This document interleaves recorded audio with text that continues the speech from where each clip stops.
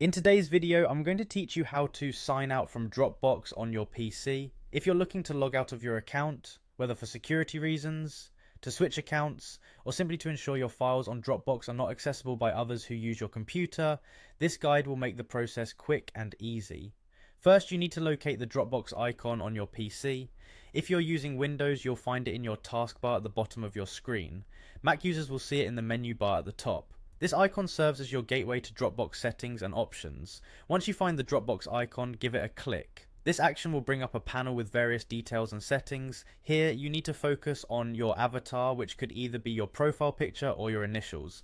It's located in the top right corner of the panel. A click on your avatar will reveal a drop-down menu where you will see the Preferences option. Go ahead and select Preferences. This is where Dropbox stores all its essential configurations. With the Preferences window now open, turn your attention to the top section, specifically the Account tab.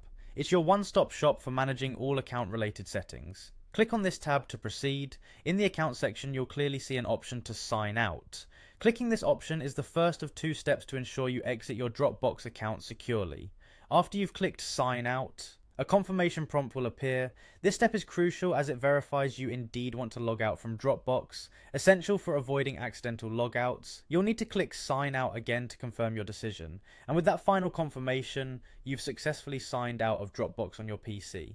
Logging out of Dropbox might seem like a minor task, but it's an important one for maintaining the security and integrity of your data. This process ensures that no one but you can access your files and that your personal information remains safe.